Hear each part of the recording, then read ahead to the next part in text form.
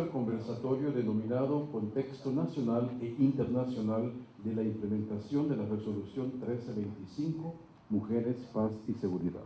Escuchamos las palabras por parte de la Viceministra de Cooperación para el Desarrollo, Rina Garay.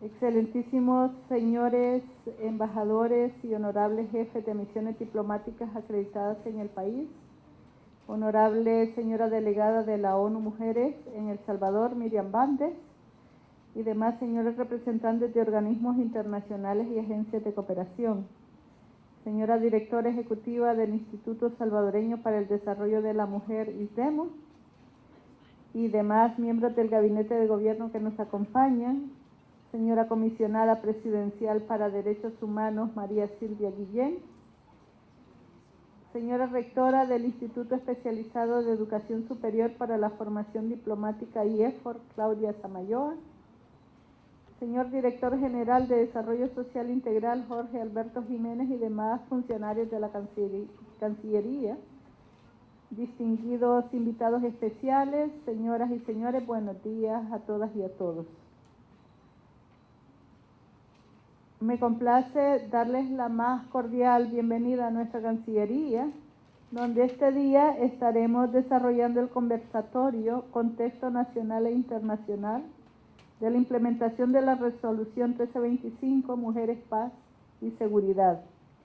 Una actividad que realizaremos en el marco de la conmemoración de la adopción por el Estado salvadoreño de dicha resolución y en el surgimiento del Comité Nacional de Implementación de la misma, y las subsiguientes por el Decreto Ejecutivo número 74 con fecha de octubre 2014. Como saben, el tema de la igualdad de género y la erradicación de la violencia contra la mujer es una de las prioridades y ejes transversales del Plan Quinquenal de Desarrollo 2014-2019 del gobierno del presidente Salvador Sánchez Serén.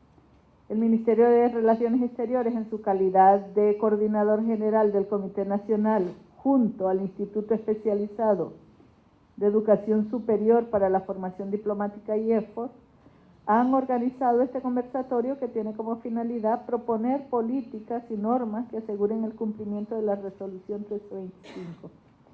De esta forma, en coordinación con el ISDEMO y las agencias de cooperación internacional, se realizó el lanzamiento del Plan de Acción Nacional de la Resolución Mujeres, Paz y Seguridad, el cual nace como un instrumento que ha sido consensuado y elaborado de manera participativa y que busca operativizar el cumplimiento de la resolución. Todo ello en consonancia con la Convención para la Eliminación de todas las formas de discriminación contra la mujer, la Plataforma de Beijing y las normativas nacionales como son la Ley de Igualdad, Equidad y Erradicación de la Discriminación contra las Mujeres y la Ley Especial Integral para una Vida Libre de Violencia para las Mujeres. Amigas y amigos, con el lanzamiento oficial del Plan de Acción Nacional Mujeres, Paz y Seguridad, el Estado salvadoreño reitera su voluntad de cumplir con los compromisos adquiridos a nivel nacional e internacional. Además, El Salvador se ha convertido en pionero a nivel centroamericano en construir un plan que promueva la participación de las mujeres en la prevención y la solución de conflictos y de la incorporación de sus necesidades en los procesos de consolidación de la paz. Antes de finalizar, también quiero extender mis muestras de gratitud a las ponentes que dirigirán este conversatorio por la importante información que compartirán este día con todas y todos nosotros. También quiero hacer un reconocimiento al personal de la Oficina de Asuntos de Género de este ministerio por su esfuerzo y compromiso con este tema, quienes hicieron posible que hace un mes presentáramos oficialmente la política institucional de igualdad y no discriminación de la Cancillería. El área de desarrollo social, quien también ha mantenido un arduo trabajo en este tema en específico, así como también considero propicio recordar la gran labor que realizó nuestra embajadora Madeline Brizuela, quien también abogó por la concreción de estos logros en materia de la resolución 1325, y quien este año nos abandonó físicamente, pero quien estará siempre en nuestros corazones. También yo creo que es propicio agradecer el trabajo histórico que se ha hecho por las ONGs en materia de la defensa también de los derechos humanos. Agradezco a todas y todos por su presencia y les invito a seguir uniendo esfuerzos por este objetivo común, como es la igualdad y la no discriminación. Muchas gracias y que tengan buen día y una buena jornada.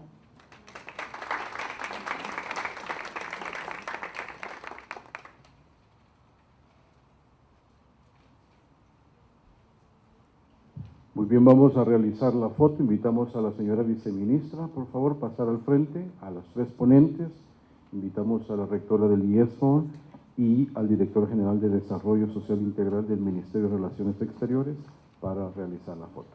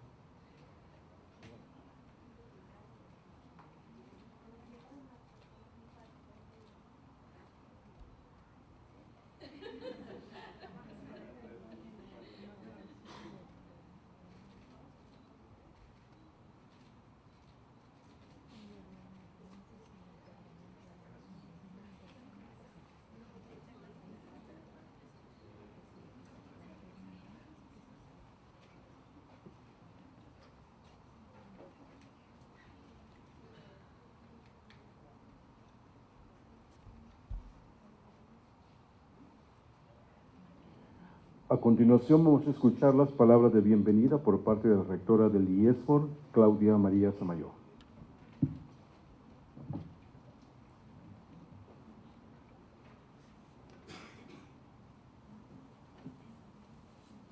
Señora Viceministra de Cooperación para el Desarrollo, ingeniera Rina Garay, excelentísimo cuerpo diplomático acreditado en el país, miembros de la Mesa de Honor, personal de la Cancillería, personal del IESFOR, ciudadanas y ciudadanos que nos acompañan. Para mí siempre es un honor, en nombre del Instituto Especializado de Educación Superior para la Formación Diplomática, darles la bienvenida a este espacio de conversatorio. Decirles que en esta ocasión, junto con la Dirección General de Desarrollo Social Integral y la Oficina de Asuntos de Género, hemos planeado este valioso espacio, el cual es adecuado en este instituto porque acompaña una acción concreta que está asociada a toda la oferta educativa que tenemos acá, que no solamente se limita al programa de la maestría en diplomacia, sino también a los cursos especializados y a los espacios de conferencia. Considero yo que el tema de la mujer es un compromiso institucional que no solo se ha asumido a nivel de país en cumplimiento por la normativa internacional, sino que también a nivel institucional, y hablando específicamente del instituto, también es un compromiso que nosotros tenemos dentro del plan de estudio de la carrera. Por tanto, tenemos la obligación, en primer lugar, de formarnos nosotros, si es que acaso no hemos tenido la oportunidad de formarnos en los temas especializados de la mujer, y también tenemos el compromiso de que este sea incluido en nuestro plan de estudios. De esa manera nosotros también contribuimos a la formación de nuestros maestros y maestras para que su competencia sea integral. Agradezco también el apoyo determinante que hemos tenido por parte de la licenciada Ada Ábrego para poder dinamizar esto. Agradezco a nuestro ponente y a nuestras ponentes, licenciado Jorge Jiménez, María Silvia Guillén, Yanira Argueta, Miriam Bandes, por la disposición que han tenido para acompañarnos en este espacio. Vamos a tener un conversatorio que va a estar siendo transmitido en vivo por la página web del instituto, Ustedes tendrán la oportunidad de participar según la pauta que nos vaya dando el maestro de ceremonia, y la licenciada Hilda Murillo estará a cargo del control del tiempo para que todo sea más efectivo. Entonces ustedes podrán ver que existe ahí un relojito de arena que es el que mide exactamente 15 minutos para que ustedes no se vayan a inspirar demasiado y nos pasemos del tiempo, y ella será la encargada de estarse acercando para darle vuelta cuando ya se haya acabado. Siéntanse como en su casa, sean bienvenidos todas y todas a este espacio. Muy buenos días.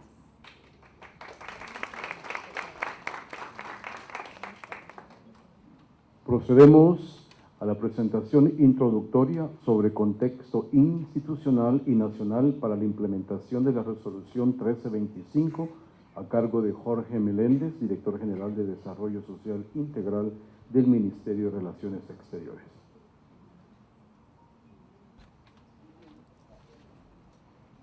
Perdón, vamos a presenciar antes de la presentación del licenciado Jorge Jiménez el retiro de la señora viceministra Rina Garay, quien por razones de agenda se retira.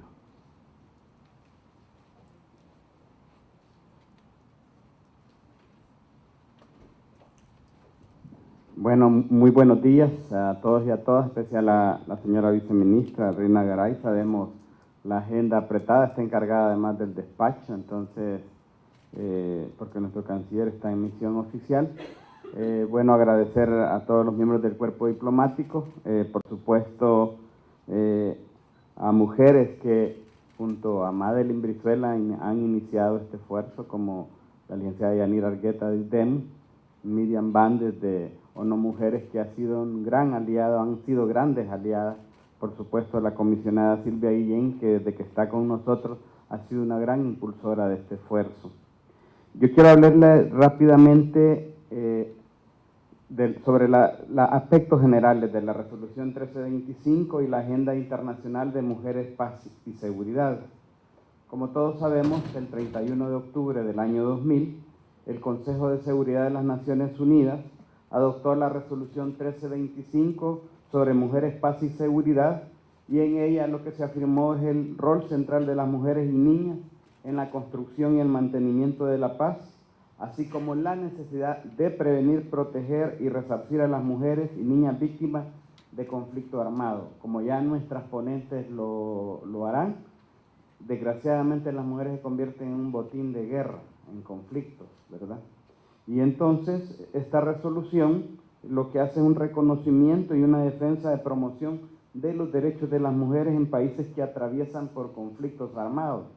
Nosotros, afortunadamente, hace 26 años, firmamos los acuerdos de paz, pero hemos vivido esas situaciones en el pasado y por supuesto no escapamos, digamos, a pesar de no tener un conflicto como tal en el marco de la generación de la violencia social que se realiza y sobre todo en el marco del combate al delito que se da actualmente en nuestro país. Entonces, esto además se ha diseñado para la época de posconflicto, lo cual evidentemente aplica grandemente para nuestro país. ¿Cuál es la base sobre la cual se construyó o se aprobó en el seno de las Naciones Unidas esta resolución? Bueno, instrumentos internacionales del cual nuestro país somos parte, como la Convención sobre la Eliminación de todas las formas de discriminación contra la mujer, que conocemos popularmente como la CEDAW, del año 1979. El Pacto Internacional de los Derechos Civiles, Políticos, Económicos, Culturales y Sociales del año 1966. La Cuarta Conferencia Mundial de la Mujer de Beijing en 1995. La Declaración y la Plataforma de Acción de Beijing del 98. Y la Resolución 1265, que es sobre la protección de personas civiles en situaciones de conflicto armado. Por supuesto, además, nosotros tenemos como base un marco normativo nacional. Fundamentalmente, ya nuestra señora viceministra se refirió a él, el Plan Quinquenal de Desarrollo 2014-2019, donde ha quedado muy cimentado estos temas. La Ley Especial Integral para una vida libre de violencia para las mujeres, aprobada en el año 2010, la Ley de Igualdad y Equidad y Erradicación de la Discriminación contra las Mujeres del año 2011, y el Plan Nacional de Igualdad que está vigente desde el año 2016 hasta el 2020. La resolución 1325 demandó que se siguiera, digamos, adoptando otras resoluciones, por eso es que no referimos cuando hablamos a ella a las resoluciones subsiguientes a las 1325, porque en la medida que se fue implementando se planteó la necesidad de, valga la redundancia, de complementarla, y es así, de esa manera, que se acuerdan otras resoluciones, como la 1820 del año 2008, la 1888, en realidad tendríamos que hablar bastante por largas horas para abordar cada una de las resoluciones, es decir, que solo me voy a dedicar, me van a disculpar, solo a referirme a ellas. En realidad necesitaríamos que la maestría nos diera un ciclo, ¿verdad?, para hablar ampliamente de esto, porque está a la base la lucha por los derechos de las mujeres, en realidad hay que decirlo así. La resolución 1888 del 2009, si bien fue evolucionando esto, la 1960 del año 2010, la 2106 del año 2013, la 2122 del año 2013, la 2242 del 2015, es decir, en la razón de que se fue implementando la resolución, fue requiriendo algunos instrumentos adicionales para potenciarla. En conjunto, estas 8 resoluciones representan lo que hoy conocemos como la Agenda de Mujeres, Paz y Seguridad, siendo un marco para mejorar la situación de las mujeres en los países afectados por conflictos armados. Desgraciadamente, cada vez que creemos que estamos cerca de una época de estabilidad mundial, surgen nuevos conflictos, nuevas situaciones. Entonces, esto a nivel mundial, ojalá nuestro país no vuelva a vivir un conflicto como el que ya pasamos, pero además se aplica en épocas de post-conflicto. En el caso nuestro, como decía, a pesar de hace 26 años hemos firmado los acuerdos de paz, que se ha avanzado en la creación de una nueva institucionalidad, que hay un respeto por los derechos humanos, que hay un impulso de una agenda y de programas sociales, todavía tenemos situaciones pendientes y surgen nuevos acontecimientos. Por ejemplo, en el caso de nuestro país, digamos, la incidencia de la violencia que genera la delincuencia y también, por qué no decirlo, el crimen organizado. Y en el marco del combate, digamos, a estos delitos, actúan nuestros cuerpos de seguridad y en nuestro caso también la Fuerza Armada en apoyo. Por esa razón, para nosotros es importante, digamos, que esto se difunda. Además, lo importante en esto es hacer que las mujeres participen en los procesos de paz tomando en cuenta sus perspectivas y necesidades. La licenciada Argueta creo que nos va a hablar un poco más de las mujeres constructoras de paz, que es un esfuerzo fundamental construido sobre la base de mujeres combatientes y que ahora hacen un rol de garantía, digamos, de estos procesos de paz en nuestro país. La agenda de Mujeres, Paz y Seguridad, en nuestro caso de El Salvador, en el año 2017, bueno, quiero decir, el comité fue juramentado en octubre del 2014. Aquí queremos reconocer a la ex embajadora de Chile, que nos dio un gran apoyo. Chile, hay que decir, nos apoyó mucho por la experiencia que ya tenía. Hoy El Salvador, a partir de esa experiencia, construyó un proceso incluso sui generis, porque no solo involucramos a las instituciones del Estado, sino que hemos contado con la participación de las organizaciones defensoras de los derechos de la mujer, que le ha dado un plus agregado importante, digamos, a nuestro esfuerzo. Además, la participación de instancias como ONU Mujeres. Entonces, quiero decirles que este ha sido parte de un proceso participativo, no solo del gobierno, de la sociedad civil, hemos construido un grupo de amigos y amigas de la resolución 1325 que se reúnen cotidianamente, tenemos un consejo asesor, eso nos ha ayudado, el cuerpo diplomático de nuestro país, muchos embajadores y embajadoras le dan un apoyo bastante grande a este esfuerzo.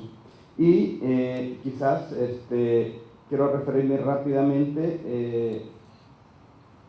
Nuestro país, como ustedes saben, participa en operaciones de mantenimiento de la paz de las Naciones Unidas y la necesidad de integrar un enfoque de género en el sector de seguridad. De hecho, la resolución fue construida originalmente para, de alguna manera, digamos, normar la participación de mujeres en este tipo de misiones. Pero en la medida que se fue asumiendo, digamos, lo que en realidad pasa en los conflictos, se fue ampliando en términos de la protección de las víctimas. Y en nuestro caso, El Salvador, nosotros hemos participado en varias misiones de paz. Ya actualmente contamos con mujeres oficiales en las Fuerzas Armadas, que para nosotros es importante. Y entonces, pero además, para nosotros, aparte de que da lineamientos específicos para estas misiones, también hay que decir que esto le imprime un enfoque de género al tema de seguridad, ¿verdad? Porque como ya lo dije y creo que lo van a ampliar, desgraciadamente cuando hay situaciones de conflicto armado internacional, un conflicto armado interno no, digamos, no de gran envergadura, las mujeres desgraciadamente se convierten en botín, y por esa razón es que nosotros difundimos, digamos, en la esfera del Estado, quiero decir, del Estado en su conjunto, pero también difundimos en el seno de la población. Quizás tendremos que hacer más esfuerzos de difusión.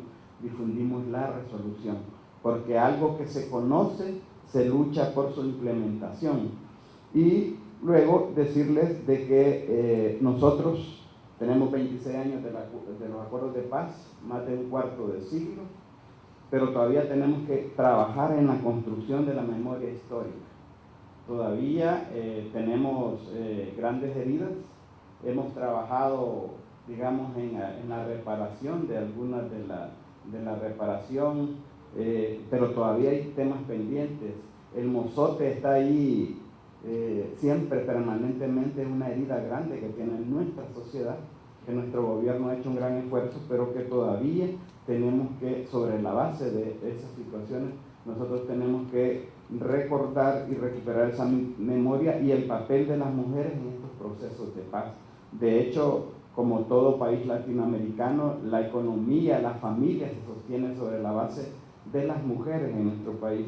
En ese sentido, nosotros lo que queremos es hacer un esfuerzo diferente, en la cual las mujeres participen activamente, como ya lo verán, no solo las funcionarias, los funcionarios de gobierno, sino las organizaciones, las mujeres organizadas y por supuesto la población, y sobre todo estas poblaciones que vivieron desgraciadamente estas situaciones en el conflicto.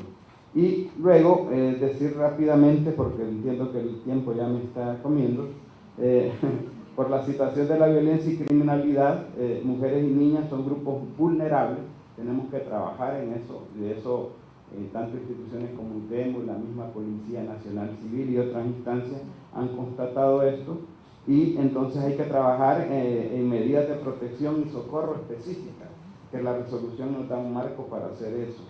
Además, quiero decir finalmente que lo que pretendemos es permitir a todas las instancias participantes coordinar las acciones prioritarias que dan cumplimiento a la Agenda Mujeres, Paz y Seguridad. Ya podrán ver, en los últimos 4 años trabajamos un plan de trabajo que ha sido implementado, que tendrá 1 año y algo, pero de verdad hay muchas acciones fantásticas de muchas instituciones y que nos pueden permitir contribuir a esto. Además, debemos de trabajar en una legislación coherente, ¿verdad? A las mujeres y a las niñas. Hemos avanzado, pero todavía tenemos retos por cumplir. Además, queremos dar cumplimiento a la visión estratégica que hemos adoptado como Estado, me refiero a los 3 poderes del Estado acá, para garantizar que las necesidades de niñas y mujeres salvadoreñas estén previstas en todos nuestros esfuerzos para construir una sociedad consensuada y pacífica. Ese es el propósito, digamos, de este esfuerzo de la implementación de esta resolución, de la existencia de un comité y de la ejecución de una serie de acciones. Así que muchas gracias, perdonen un recorrido tan rápido, pero gracias y espero que tengamos otras oportunidades para compartir. Feliz día.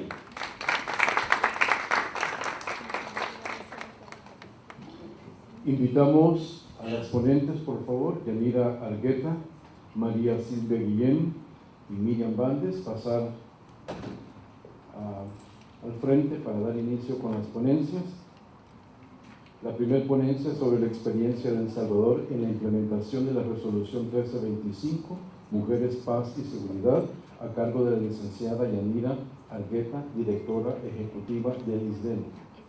Actualmente directora del Instituto Salvadoreño para el Desarrollo de la Mujer ISDEMO, terapeuta, feminista, activista social desde hace 22 años, con participación en movimientos sociales, luchadora por la solución al conflicto armado, propulsora de las organizaciones de mujeres en El Salvador, fundadora y directora ejecutiva de la Asociación para la Autodeterminación de Mujeres Salvadoreñas, AMS, donde diseñó e impulsó estrategias de participación política y ciudadanía para las mujeres, planificación del desarrollo local con perspectiva de género, así como también diseñó e implementó programas de atención integral para el abordaje de violencia hacia las mujeres, incluyendo la trata. Participante activa del proceso de reforma de salud a nivel nacional e internacional. Ha sido integrante del comité político de la campaña de prevención de violencia basada en género, representante activa de la Red Mesoamericana Defensora de las Mujeres, fundadora de la Escuela Feminista Mar de Cambio y de la Red Feminista Mesoamericana Petateras. Es una firme defensora de los derechos de las mujeres. Luego tendremos la ponencia, la implementación de la Resolución 1325 desde la perspectiva de derechos humanos, a cargo de María Silvia Guillén, comisionada presidencial, quien es abogada y notaria de la República, graduada de la Universidad de El Salvador. Actualmente se desempeña en el Ministerio de Relaciones Exteriores como comisionada para los derechos humanos de la Presidencia de la República. Se ha desempeñado como subdirectora ejecutiva del Centro Nacional de Registros, directora ejecutiva de la Fundación de Estudios para la Aplicación del Derecho, FESPAD, magistrada suplente de la Corte Centroamericana de Justicia. Ha sido miembro de la Comisión Interamericana de Derechos Humanos, CIDH, miembro del Tribunal Latinoamericano del Agua con sede en San José, Costa Rica, miembro de la Comisión de Diagnóstico y Fortalecimiento de la Fiscalía General de la República. Asimismo, fue codirectora de la Consultoría, Revisión, Adecuación y Conformación del Mapa Judicial de El Salvador. Fue coordinadora del proyecto Estudiemos Nuestra Constitución en la Fundación de Estudios para la Aplicación del Derecho, con especial énfasis en el análisis de la Administración de Justicia en El Salvador, y ha proporcionado asesoría jurídico-legal a organismos no gubernamentales, nacionales e internacionales, así como en materia de investigación y consultoría jurídica. Su desempeño profesional ha llegado a diferentes universidades y ha servido las cátedras de Derecho Agrario y Derecho Administrativo, así como capacitaciones en materia legal a asociaciones comunales, cooperativos y organismos no gubernamentales del país. Posteriormente tendremos la ponencia Experiencia Internacional en la implementación de la Resolución 1325 y perspectiva de la Organización de las Naciones Unidas, a cargo de Miriam Bandes, delegada de la representación de ONU Mujeres, quien es especialista en programas especialista en programas de ONU Mujeres en El Salvador. Es socióloga y psicóloga de carrera, con estudios de maestría en género, políticas públicas y educación. Posee amplia experiencia profesional en transversalización de género en instituciones, programas y proyectos. Es experta en cooperación en desarrollo. Posee otros estudios de diplomado superior en ciencias sociales con especialización en género y políticas públicas. Programa Regional de Formación en Género y Políticas Públicas. Además, tiene un máster en Educación de la Universidad Internacional de la Florida, FIUE, Estados Unidos. Se ha desempeñado como jefa de programa tanto a nivel nacional como regional para la Agencia Andaluza de Cooperación Internacional para el Desarrollo. Se ha desempeñado como consultora para varios organismos internacionales. Fue concejala delegada en el Ayuntamiento de Ubrique, provincia de Cádiz, España. También fue coordinadora de los programas de formación profesional superior y no superior, evaluación y seguimiento de la calidad de proyectos europeos de formación profesional ocupacional del European Learning Center en Ubrique, Cádiz. Colabora en publicaciones sobre pobreza urbana, exclusión social y género. Colaboró para el mapa de pobreza urbana y exclusión social en El Salvador, paso a paso, hacia la igualdad en El Salvador, 3 líneas para la acción, propuesta para el gobierno de El Salvador en colaboración con el Consejo para la Igualdad y la Equidad, realizados por el PNUD en El Salvador. Además, es miembro del Tanque de Pensamiento de la Fundación Salvadoreña para el Desarrollo Económico y Social Cruzadas. Dejo a ustedes las 3 ponentes de este conversatorio.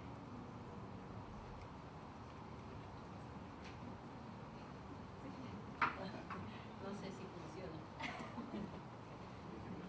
Muy buenos días. Soy, Rina Garay, nuestra viceministra. A mí me cuesta mucho, tengo años de conocerla.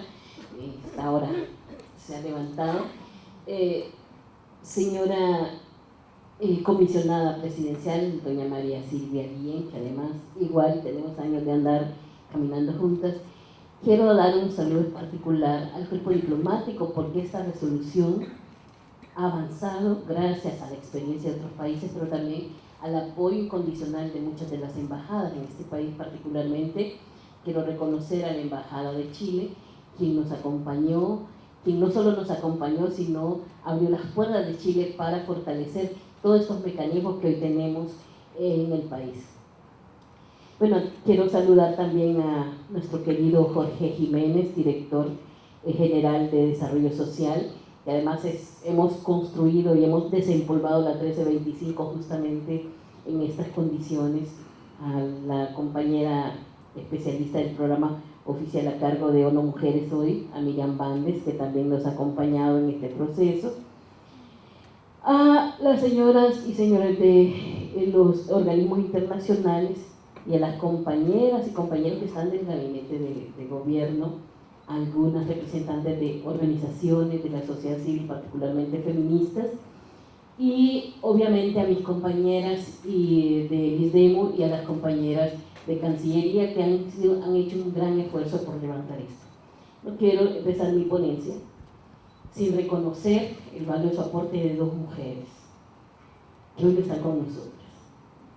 Una, por supuesto, Madeline, que era una de las más apasionadas de Cancillería, y creo que este tema de la 1325 es una de las que le enamoró por la lucha de las mujeres. Yo sí quiero hacer ese reconocimiento a Madeline, que además era una mujer muy joven, que aportó a estos procesos de desarrollo de política pública, como la 1325 y otras que hicimos, digamos, tuvimos la misma escuela porque trabajamos mucho en Naciones Unidas en generar procesos y declaratorias en Naciones Unidas, y eso sí hay que reconocer que la Madeline era apasionada, y así fue toda su vida. Pero también quiero reconocer a Rina Clará, que era parte de este esfuerzo. Ella representaba a las organizaciones de mujeres de la Junta Directiva del IDEMO, por lo tanto era una activista permanente de la 1325 y una de las impulsoras de las mujeres constructoras de paz. Creo que Rina también en este espacio merece un reconocimiento por su aporte, no solo en estos momentos, sino en la historia. Rina era una excombatiente, era una luchadora feminista y se introdujo en la 1325 con una pasión donde las mujeres no siempre nos hemos visto. Los acuerdos de paz no nos vieron y esta resolución vino posterior, por lo tanto tampoco se pudo aplicar en esos momentos. Sin embargo, al verla desempolvados nos ayudó a que muchas mujeres se encontraran con una nueva forma de luchar y hacerse visibles. Vamos a iniciar con esta ponencia, que más es un recuento de lo que hemos ido avanzando. Bueno, ya Jorge nos hablaba de dónde y cómo nace la 1325. Y aquí es importante hacer un planteamiento de la última resolución de la 2015. Así todo el mundo dice, bueno, pero eso es del conflicto, ¿no? Pero la última del 2015 plantea justamente lo que necesitamos. Los países en situación de violencia social y violencia delincuencial. Si combinamos las dos cosas, por eso hablamos de las resoluciones subsecuentes, obviamente iniciamos un proceso que nos ayuda a enrumbar la 1325 desde el conflicto a lo que vivimos ahora. Estamos hablando de violencia sexual contra niñas y mujeres, estamos hablando de 6.000 casos anuales de violencia sexual denunciados. Por lo tanto, sigue siendo vigente y debemos generar esos mecanismos de los que ya hablaba compañero. Ya hablaba Jorge de todo el proceso que habíamos hecho, de quienes nos acompañaron y de acordar dos cosas, hacer el plan, pero el comité, más allá de lo que se ha hecho en otros países, esa es la diferencia además. En otros países han participado hasta 5 instancias del Estado. Aquí tenemos una cantidad importante de representación del Estado y lo más importante, Chile, por ejemplo, lo conduce las Fuerzas Armadas, aquí lo conduce Cancillería. En Argentina tiene un gran papel las Fuerzas Armadas, aquí tenemos un gran papel todas. O sea, hay una lógica que en el país se trasladó a diferencia de otros países. Y por ejemplo, el Ministerio de Educación tiene un papel fundamental en la construcción de paz y en la educación de paz que en otros países no se visualizó. En ese sentido, es trabajar en esta estructura de la 1325 del plan, nos llevó a construir una red de amigos y amigas de la 1325, a fortalecer y articular organizaciones de mujeres excombatientes en la construcción de paz, a organizarnos como Estado y a generar mecanismos como Estado y reconocer la necesidad de dar respuestas como Estado. En este comité de la implementación, bajo un decreto que es el 74, surge este comité, y el 12 de noviembre, donde inclusive hay representación tanto de la Asamblea Legislativa como de la Corte Suprema de Justicia. No solo está el Ejecutivo y la sociedad civil. Eso también hay una diferencia con otros países, porque normalmente la 1325 solo la asume el Ejecutivo. Aquí estamos hablando de todo el Estado y obviamente de la sociedad civil. Hablamos de un consejo directivo que es responsable de toma de decisiones, de una comisión técnica que tiene representación de todo el Estado y de un grupo asesor que son países que nos han estado colaborando en esto. Somos 18 instituciones y instituciones y organizaciones de la sociedad civil integran este comité. Este plan de acción se presenta en julio del 2017, de este plan de acción de Mujeres, Paz y Seguridad, el cual surge como un instrumento consensuado, elaborado participativamente y que busca operativizar en la resolución de la 1325 y en articulación con otras como la ley. O sea, estamos hablando inclusive que el Plan Nacional para una vida libre de violencia contempla acciones de la 1325 como tal. O sea, no es solo el plan, sino que el plan de la resolución, sino que el plan están armonizados justamente. Porque ya decía Jorge, tenemos un problema serio. La conquista de los territorios, en este caso por la delincuencia, está basado en la conquista de los cuerpos de las mujeres. Las mujeres siguen teniendo torturas, para controlar ese territorio es a través de los cuerpos de las mujeres. Y por eso las tasas de violencia sexual son tan altas, porque efectivamente hacen ese ejercicio de control de territorios y la manera como entre los grupos delincuenciales se vengan unos con otros es a través del cuerpo de las mujeres. Por lo tanto, tenemos una expresión que nos data o no es diferente a la de un conflicto armado como los que teníamos antes.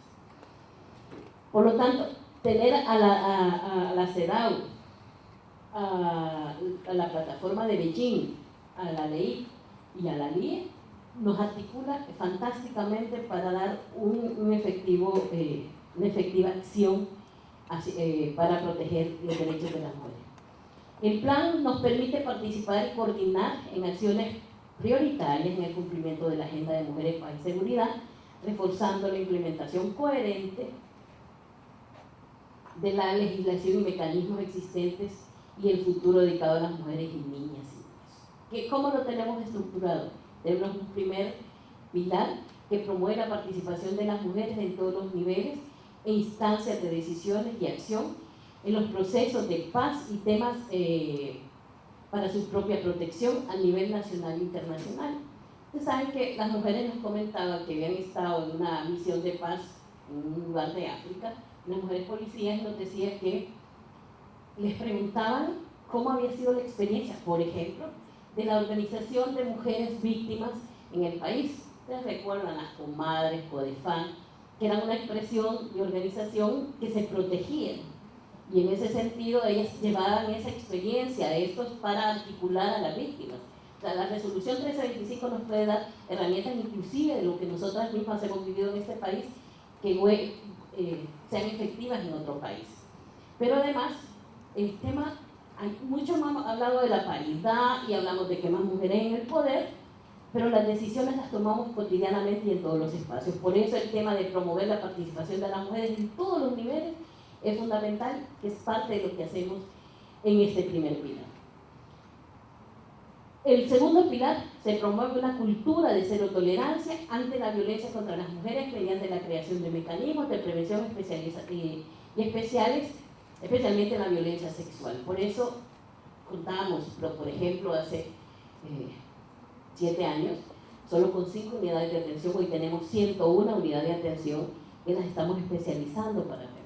Hoy hay hospitales especializados en atender la violencia sexual, por ejemplo, que antes no lo existía. El tercer pilar reconoce a las mujeres y a las niñas, que son las más vulnerables y sufren violencia contra el hecho, por el hecho solo de ser mujeres, y tenemos que generar lineamientos para la protección, hay que ofrecer mecanismos y lineamientos para la protección, la promoción de esos derechos, servicios básicos para las niñas y las mujeres, y mejorar el sistema administrativo de la justicia. Si hay un tema que está crítico en este país, es el sistema de justicia. O sea, hemos creado una cantidad de unidades de atención, pero los jueces y las juezas y los fiscales nos siguen debiendo, ¿verdad? El inmenso número de violencia sexual o feminicidio no responde al nivel efectivo de la justicia para las mujeres. Y para nosotros, el tema de la justicia no solo es el proceso judicial, sino la reparación. Y eso todavía nos falta mucho para avanzar en ese sentido. El cuarto pilar nos diseña y nos busca implementar medidas de socorro, recuperación para responder rápidamente ante una emergencia, y por otro lado, aportar a medidas de resarcimiento y reparación a mujeres, niñas víctimas y sobrevivientes de estos conflictos. Inclusive, nosotras podemos hablar que el caso del Mozote no es un caso cerrado. Están todavía en el proceso de la justicia formal, pero también en el tema del resarcimiento. Y hemos iniciado ahí un proceso interesante de recuperación de memoria histórica, pero además de recuperación de identidad territorial y identidad de cuerpos. Porque a estas alturas muchas de las mujeres tienen mucho miedo, no solo que las vayan a violar, sino que vayan a hacer lo mismo que han hecho con otros. Inclusive todo el tema de lo más cotidiano que es comer, todavía algunas sobrevivientes de la masacre del Mozote no pueden ingerir alimentos que no tengan olor a carne asada. Eso implica que después de 30 y tantos años no hemos hecho reparación. Sin embargo, con quien hicimos un proceso largo de atención psicosocial, son personas que han avanzado, que ya no lloran al contar, después de 30 años muchas lloran, después de 30 años, ellas ya no lloran al contarlo, ya son parte de un ejemplo y de transformación en su misma comunidad. El quinto pilar esboza actividades de coordinación con las instituciones y organizaciones participantes en el proceso, así como los objetivos del plan de acción, medidas propias y fortalecimiento de los procesos implementados para la seguridad y el cumplimiento de los mismos. Este tema es importante no solo para el Estado, sino para las organizaciones feministas que están trabajando en esto, pero también las mujeres constructoras de paz.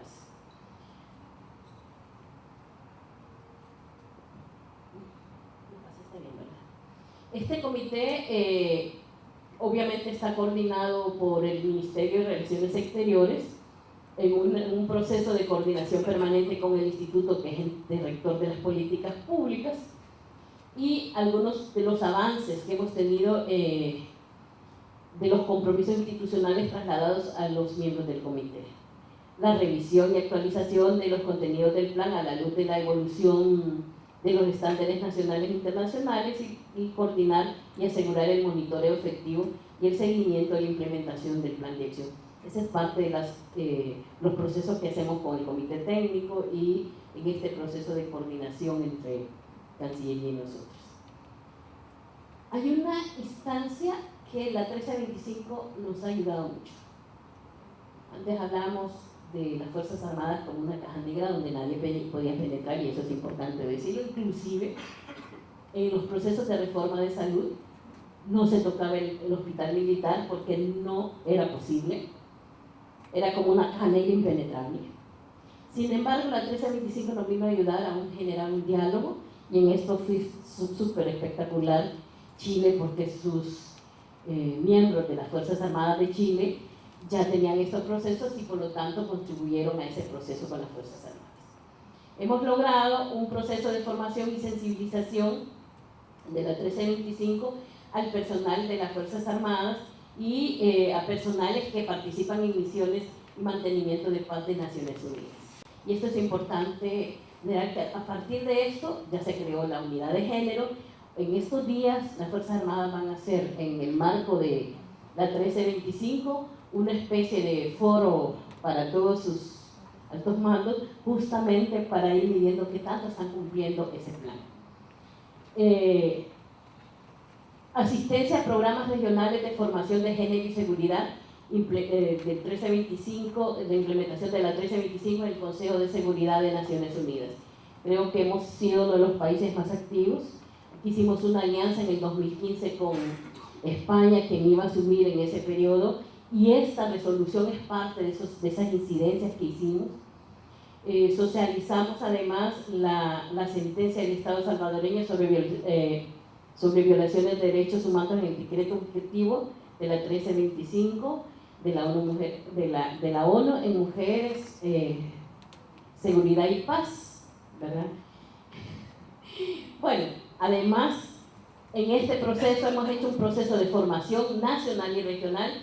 Estamos preparando el primer módulo de la 1325 en la Escuela de Formación para la Igualdad del IDEMO, pero además en un proceso de formación regional a nivel centroamericano. Eso es importante porque nace aquí y estamos trabajando a nivel regional en eso. La atención en salud a mujeres veteranas de guerra y víctimas de graves violaciones de derechos humanos, ya hay un programa particular en esto. En el caso de las constructoras, de las mujeres constructoras de paz, se ha trabajado en festivales culturales de la construcción de paz y democracia y seguridad, con la participación de mujeres combatientes iniciadas veteranas del pasado conflicto armado. Ellas no solo quieren sentirse veteranos, porque hay una diversidad de expresiones ahora. Se trabajó también el primer encuentro de mujeres constructoras de paz en Chalatenango, donde participaron igual mujeres de 6 municipios del departamento. Se hizo un reconocimiento y homenaje póstumo a una de las luchadoras del conflicto armado, doña Dolores Hernández. El grupo, hay en estos tipos de avances, por ejemplo, un grupo replicador de la guía metodológica para la recuperación de la memoria histórica y apoyo psicosocial que se han realizado diferentes encuentros entre mujeres provenientes del Mozote, de San Luis, digamos de todo el tema del Mozote, porque este es un preámbulo que ya se ha hecho con las mujeres y hemos iniciado un tema de encuentros con mujeres de otras masacres que sufrieron lo mismo. Una de las cosas que más demandan las mujeres es el reconocimiento o es que se escriba la historia de ellas. O sea, si la resolución no reconoce el aporte de las mujeres, no solo en el conflicto, sino en el postconflicto, siguen siendo invisibles. Las constructoras de paz, una de sus primeras demandas es la construcción de las memorias, de la memoria desde su palabra, no que venga un escritor y la cuente, sino desde su vivencia y su palabra. Esa es una de las cosas que nos ha surgido o nos ha dado muy buen efecto, por ejemplo, en el Mozote, porque hay un documental contando la historia de las sobrevivientes y las descendientes de la masacre del Mozote como parte de construir, como dice, la memoria de las luciérnagas y construyendo memorias, que es parte de este proceso que estamos haciendo. Bueno, tenemos exposiciones itinerantes de la memoria de las mujeres con fotografías y experiencias, inclusive de hilar sus vidas a través de bordados, de lo que vivieron en esos procesos. Hay una publicación en la revista Recordis, que construye datos de niñas y desaparecidas, que es parte de lo que estamos haciendo. También en el caso hay exposición fotográfica sobre casos de niñas y niños desaparecidos durante el conflicto armado, que es parte de este proceso. Y la realización de encuentros de mujeres de las Fuerzas Armadas, de estos procesos que hemos ido construyendo, donde empezamos ya no solo a hablar de la doctrina militar, sino de todo el marco de los derechos de las mujeres. Y habían 6 mujeres que se les hizo un reconocimiento porque ellas trabajaron inclusive contra todos los estereotipos que las Fuerzas Armadas tienen para avanzar en la política de género de las Fuerzas Armadas, pero también en este proceso de la 1325. Con la policía hay un esfuerzo particular de unidades de atención, pero también de que más mujeres participen en la policía. El Ministerio de Salud ha generado en 5 regiones, reciben temáticas, se les ha formado en temáticas para atención a víctimas de grave violación de derechos humanos, y eso implica que el tipo de atención a las sobrevivientes o en este caso a las excombatientes es diferente. Hay un manual de atención psicosocial a grupos de apoyo para atención psicosocial a veteranas y a víctimas de la guerra. Eso es un proceso que estamos llevando. Quizás me voy a quedar ahí porque ya pasamos los 15. Quiero importante plantear qué desafíos tenemos. Normalmente este tipo de resoluciones, igual que pasó con el Mozote, tienen muy pocos recursos. Sin embargo, hemos logrado avanzar en varias cosas. Necesitamos que esa historia se cuente, no solo desagregándolos por sexo, sino de la condición que las mujeres vivieron. Y homologar registros de información desagregada por sexo en cada uno de los departamentos. Y una cosa que las mujeres quieren que en esos museos se cuente su historia. Y ese es uno de los grandes desafíos. Y como decía la comisionada, tenemos que la 1325 sea una herramienta que ayude a construir un nuevo país, pero también que nos ayude a transformar la vida de las mujeres. Muchas gracias.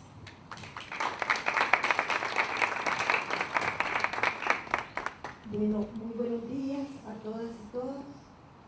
Un saludo a todos quienes están en esta conmemoración tan importante y que realmente nos marca un momento en el cual se abren nuevas oportunidades para fortalecer todo ese trabajo que en materia de derechos de las mujeres, de las niñas, trabajaron por años, especialmente las organizaciones feministas, las organizaciones de mujeres en el país, y que luego en el camino fue retomado con mucha energía por las instituciones del Estado. La resolución 1325, sin duda, con todo el marco que han planteado los dos compañeros, nos dice claramente de una gran oportunidad, porque esa trilogía, Mujeres, Paz y Seguridad, es una trilogía muy fuerte, porque pone en evidencia mujeres víctimas en los conflictos armados, pero igualmente mujeres víctimas en procesos de paz, que como El Salvador, que no vivimos ese posconflicto con todas las consecuencias que debimos haber tenido, que hubieran permitido trascender hacia la paz a partir de un proceso que no se vivió en El Salvador. Esta resolución 1325, con esa trilogía Mujeres, Paz y Seguridad, habla de mujeres víctimas de los conflictos armados, pero igualmente de procesos sociales como el que vive El Salvador en este momento, donde ya Yanira decía cuál es toda la victimización que están sufriendo las niñas, las mujeres, y que en general hay así como mucho silencio alrededor de eso, a pesar de todos los logros que hemos caminado hasta ese momento, pero que también en este momento la victimización que se sufre como consecuencia concreta del narcotráfico y de la criminalidad organizada. Pero por otro lado, esa Mujeres, Paz y Seguridad nos habla y cuál es el rol de las mujeres en este momento. ¿Cuál es el rol de las mujeres en un momento tan difícil en el cual un problema social grave como el que vive El Salvador define para las mujeres un rol muy importante del cual yo luego les quiero conversar? Es importante traer a cuenta que el tema de seguridad que hace referencia a la resolución habla de seguridad humana. Esa seguridad humana que habla de todos los ámbitos de la vida de las mujeres y de las niñas, a los cuales se les tiene que poner mucha atención. Y yo, leyendo la documentación, escuchándoles a ustedes, me doy cuenta todos los logros que se han tenido a partir de la resolución 1325. Pero yo quería centrar mi participación este día principalmente en desafíos, que ya el compañero Jorge y Yanira hablaron de desafíos, pero yo quisiera hablar de desafíos a mi manera de ver de naturaleza estructural. Hay una cantidad de logros que se ha tenido a nivel internacional, a nivel nacional son importantísimos, pero como la resolución es tan envolvente de la realidad nacional y de esos desafíos de los que yo quiero hablar, creo que un punto de partida en esos desafíos que yo veo que esta resolución abre un abanico importante para que, por ejemplo, esa preocupación que plantea Yanira, ¿por qué todavía el Ministerio Público y concretamente la Fiscalía General de la República o por qué el órgano judicial todavía no tiene como un mecanismo transversal de una resolución como esta? ¿Por qué, por ejemplo, en este momento de la realidad del país, todo el tema de los derechos de la mujer, que se logró caminar tanto, yo siempre voy a rescatar que las pioneras en esto fueron las organizaciones de mujeres en El Salvador, cómo después de todo lo que se ha caminado, yo percibo que hay así como un ligero estancamiento y todavía hay instituciones del Estado que todavía ven con recelo ese ámbito de la vida de las mujeres y de los hombres, de las niñas y de los niños, que todavía no lo toman como una herramienta concreta con la cual realizar su función. Y pasa eso fundamentalmente en el órgano judicial, en el Ministerio Público, concretamente en la Fiscalía, que creo que valdría la pena que ahí se profundizara muchísimo el conocimiento y la aplicación de una resolución como esta. ¿Cómo lograrlo? Ese es un enorme desafío, pero también creo que en todos los funcionarios y funcionarias de todas las instituciones deberían de tener una resolución como esta, como una herramienta fundamental en su cotidiano. Creo que todavía no lo tenemos. Todavía falta conocer mucho, pero igualmente a nivel de la sociedad falta conocer esos derechos de las mujeres y de las niñas en este contexto de violencia social tan grande, donde el trabajo que yo tengo me permite conocer realidades de mucho miedo en las mujeres que tienen conocimientos concretos de realidades que viven todos los días, pero que no las quieren expresar. Y no las quieren expresar ni siquiera en su comunidad misma, y mucho menos frente a la institucionalidad del Estado, que en muchas oportunidades le ha fallado. Y me refiero a la institucionalidad del Estado en general. Entonces, ¿cómo lograr que todas y todos nos apropiemos de una herramienta como esta de tal manera que generemos en las mujeres la confianza para que pueda ocurrir a la institucionalidad del Estado a hacer saber lo que está pasando en su comunidad y a demandar que la institucionalidad del Estado funcione de tal manera que ella pueda con naturalidad vivir su vida y caminar hacia lo que es el objetivo de la resolución, volver a las mujeres partícipes de los procesos de paz, tomando en cuenta sus perspectivas y necesidades. Pero también, ¿cómo se logra que a nivel de la sociedad entera se tomen en serio los impactos que un problema social como el que vive en este momento de El Salvador tiene en las mujeres y en las niñas?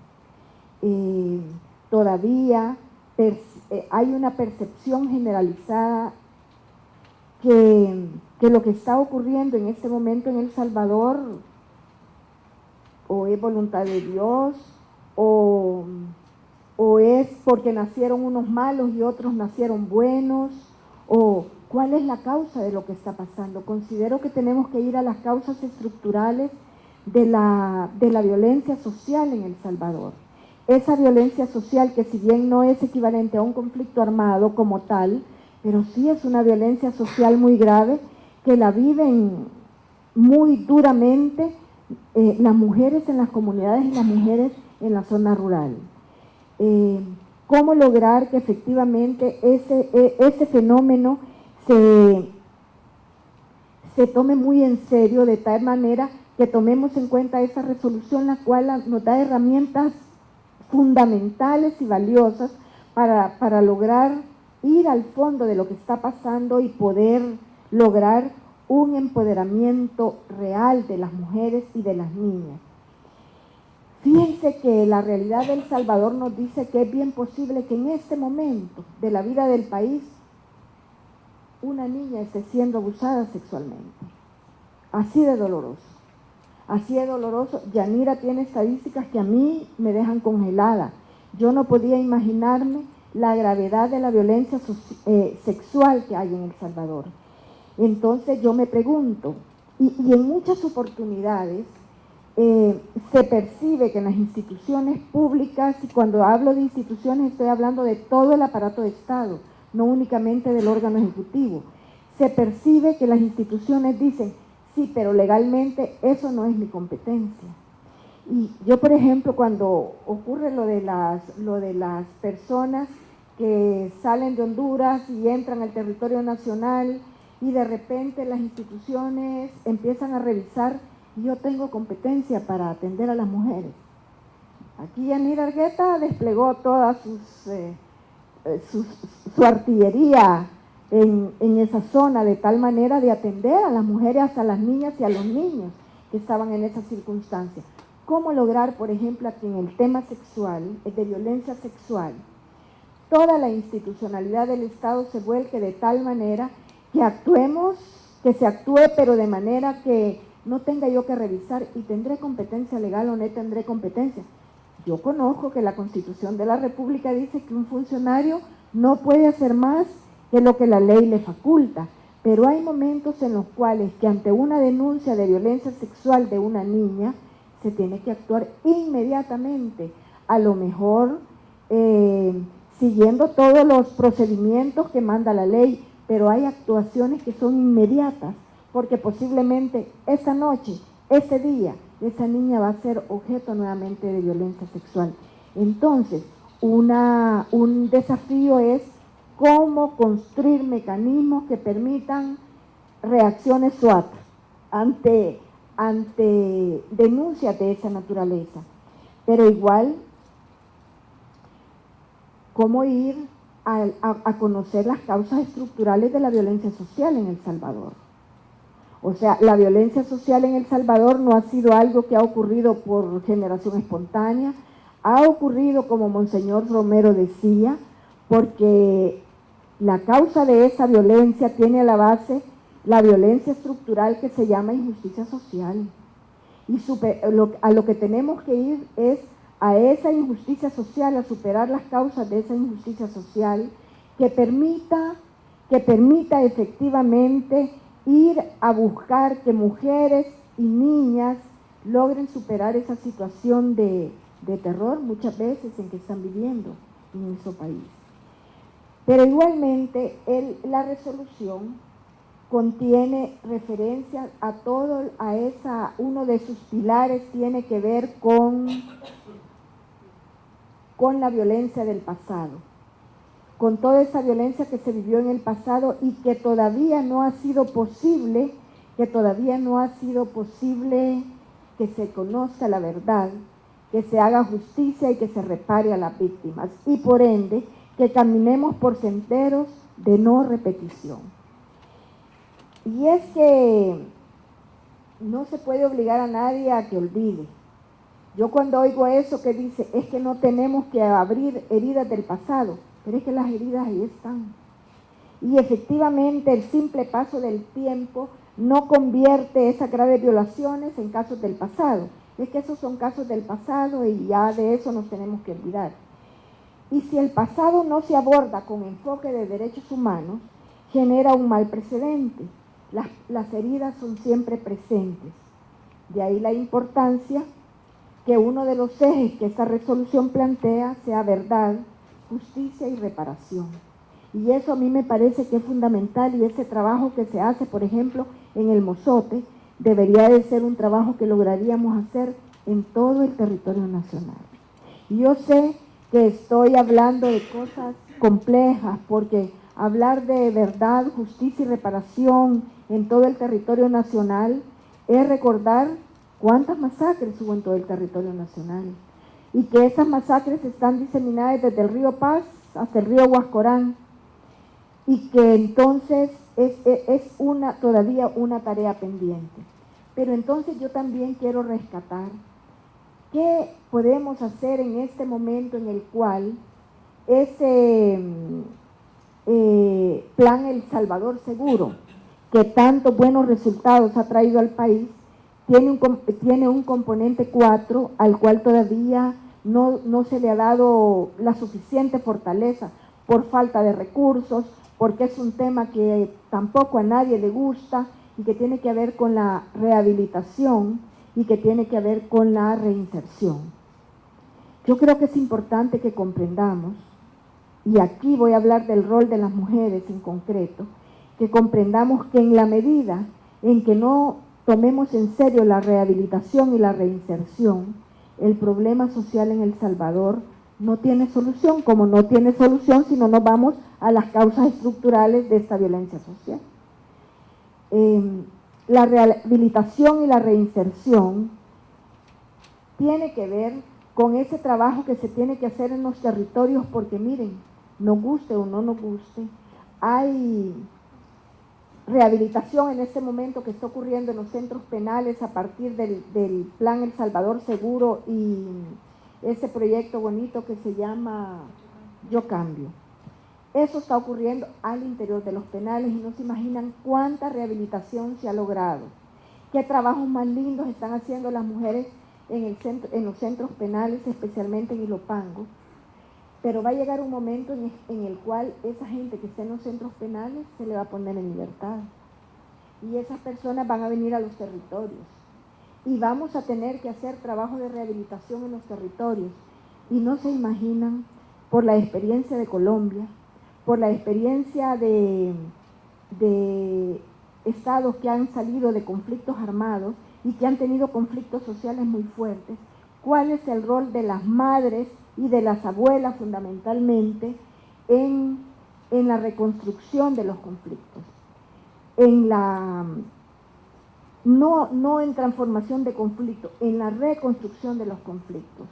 de tal manera que todo el trabajo que en este momento se puede hacer en los territorios tiene mucho que ver con el rol fundamentalmente de las madres y de las abuelas. Y aquí cumpliríamos aquello que quedó pendiente del Acuerdo de Ginebra en 1990. ¿Se acuerdan ese Acuerdo de Ginebra que habló del fin del conflicto armado, que habló del pleno respeto a los derechos humanos, pero que habló de la reconciliación nacional? Una deuda todavía pendiente. Esa reconciliación nacional en la cual puede tener mucho que ver las mujeres en rehabilitación y reinserción en los territorios. De lo que se trata es de lograr un Estado democrático a nivel sustantivo, que es cuando el pasado deja de ser presente y el Estado y la sociedad se reconcilian. Y aquí las mujeres tenemos un rol importante que jugar. Muchas gracias.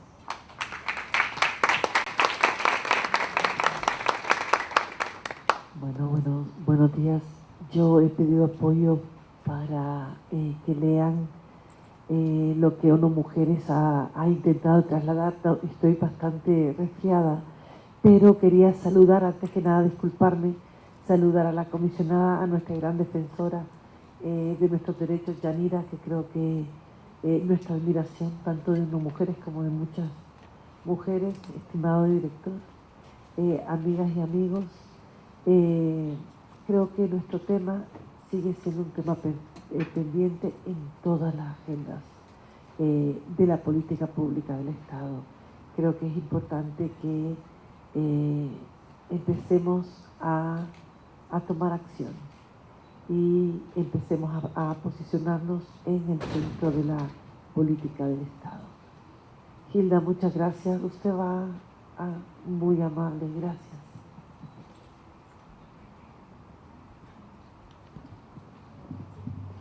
Buenos días, intentaré hacer, dígame. Mire, si me dan permiso de levantarme, por favor, porque tengo que salir corriendo a otro compromiso que ya tenía. Muchas gracias y disculpen, por favor. Bueno, comisionada, muchas gracias y si le damos un aplauso por habernos acompañado.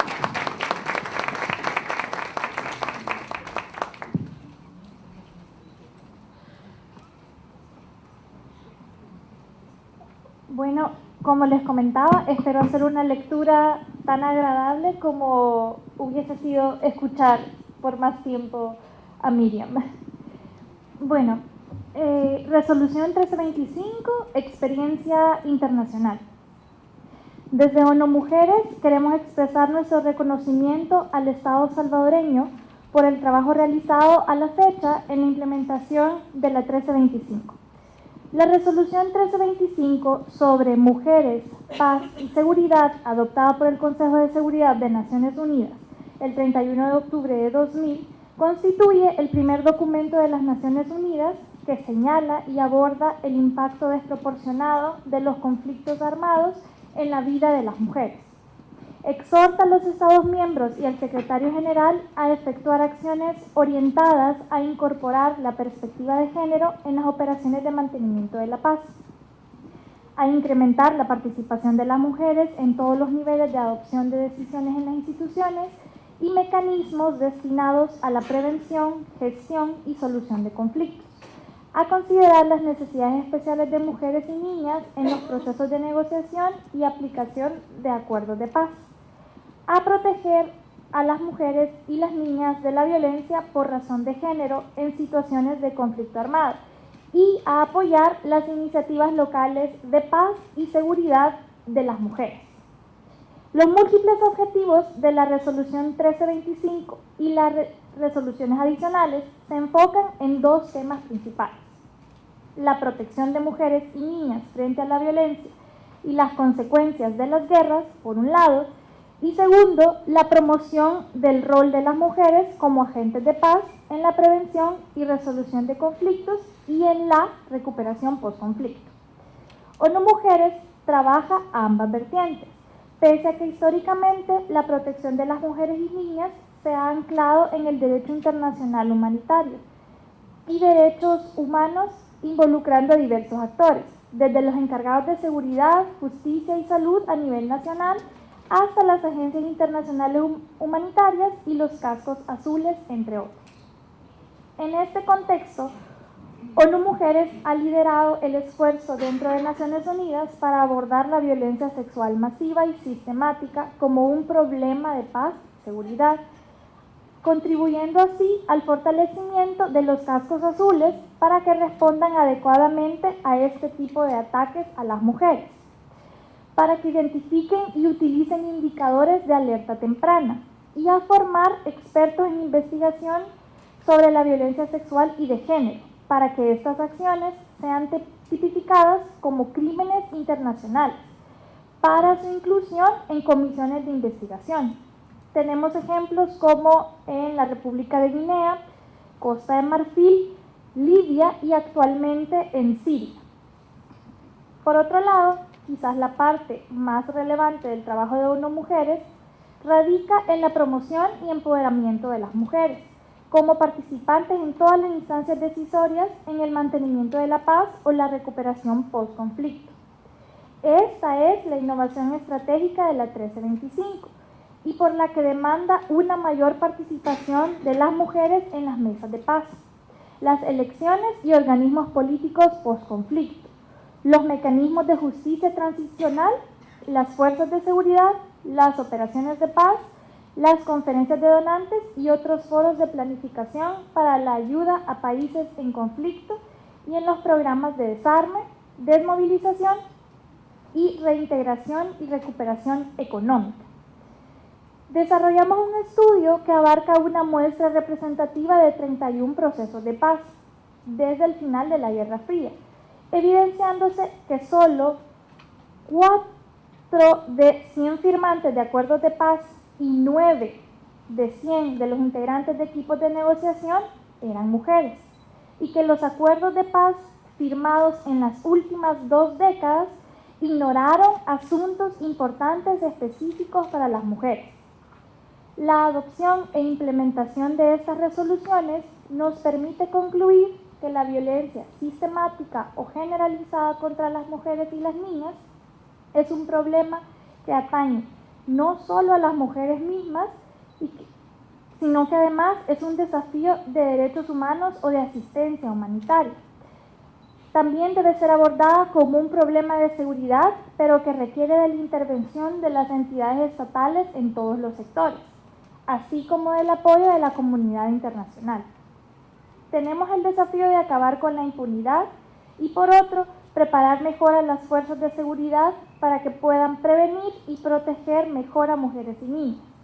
Dotar de mayores recursos a los servicios destinados a atender a las mujeres y niñas víctimas y sobrevivientes de violencia, tanto a nivel judicial, médica, psicosocial y económica. En el año 2016 se realizó en esta misma Cancillería el lanzamiento del estudio mundial Prevenir los conflictos, transformar la justicia y garantizar la paz, que constituye un informe sobre la aplicación de la resolución 1325. Este estudio reflejó que Latinoamérica tiene muchas experiencias y lecciones aprendidas en materia de la incorporación de género en las fuerzas de seguridad, especialmente para su despliegue en operaciones de paz. Diversos países están tomando medidas muy diferentes para facilitar la incorporación de la mujer a las Fuerzas Armadas, desde permisos de maternidad hasta la prevención y sanción del acoso sexual o la discriminación, la lucha contra los estereotipos o hasta la adecuación de instalaciones y uniformes. Esto es importante en una región que envía a miles de soldados a formar parte de las operaciones de paz de Naciones Unidas. La región también es conocida por su papel pionero en temas de justicia transicional y la mayoría de los países cuenta con experiencias en la lucha contra la impunidad y el establecimiento de comisiones de verdad y reconciliación. Por ejemplo, ONU Mujeres colabora con la Oficina del Alto Comisionado de Derechos Humanos para publicar guías sobre la administración de reparaciones por crímenes de guerra o lesa humanidad, de índole sexual o de género. Y tal como mencioné, muchas de las lecciones aprendidas las tomamos de Latinoamérica, ya que en esta región se encuentra con uno de los pocos países en todo el mundo que han concedido reparaciones a las víctimas de la violencia sexual, por ejemplo. Esto incluye iniciativas para incorporar a los hijos o hijas nacidos como resultado de violaciones entre las categorías de beneficiarios de reparaciones, o intentos de corregir la desigualdad de género de forma más colectiva en determinadas comunidades, en lugar de conceder solo reparaciones individuales a una víctima de violación. Centroamérica, en especial los países del Triángulo Norte, El Salvador, Honduras y Guatemala, son los países de la región que tienen como desafío primordial garantizar la seguridad, que incide en las dinámicas económicas, políticas y sociales de los países. Según el informe, las mujeres y las niñas se convierten en la población más afectada, ya que se ven expuestas a experimentar violencia sexual y de género. Por ello, externamos de nuevo nuestras sinceras felicitaciones al gobierno de El Salvador por el avance pionero en el ámbito centroamericano. Alentamos a la Cancillería, al INDEMU, al Consejo Nacional, al Grupo de Amigos de la 1325 y a todas las instituciones que han dado vida a esta resolución a que continúen estos esfuerzos que sin duda son grandes pasos para avanzar también hacia el logro de los objetivos de desarrollo sostenible, con los que El Salvador está fuertemente comprometido, especialmente el objetivo 5, sobre igualdad de género y empoderamiento de las mujeres, y el objetivo 16, sobre paz y justicia. Para finalizar, quisiera subrayar la importancia de empoderar a las mujeres para garantizar la gobernanza y al mismo tiempo para endosar una construcción de ciudadanía, de paz, de consenso incluyentes, que tome en cuenta las necesidades de las mujeres y se construya de manera sólida, y así con las mujeres empoderadas y el respeto de sus derechos, caminemos directamente hacia la paz y la seguridad de cualquier nación. Muchas gracias.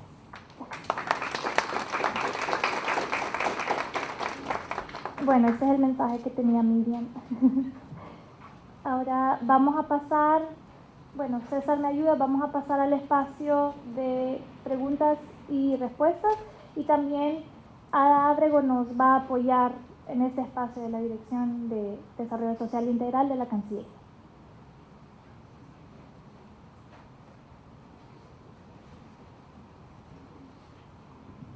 Bueno, muchísimas gracias a nuestros ponentes, al licenciado Luis Jiménez.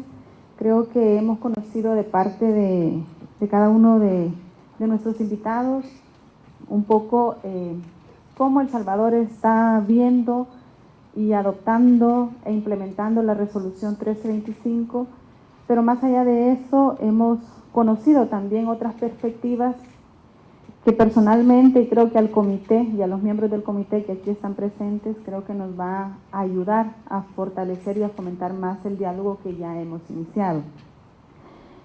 Como yo sé que habíamos pactado este espacio hasta las 11 de la mañana, y como el objetivo fundamental nuestro es seguir fortaleciendo el diálogo en estos temas, yo quisiera nada más lanzar dos cosas o dos preguntas que las dejo ya sea para que cada uno de ustedes se lo lleve, lo reflexione, o si alguno de ustedes o cualquiera, pues aquí presente, ya sea los ponentes o los que nos han hecho acompañar este día, puedan compartirnos.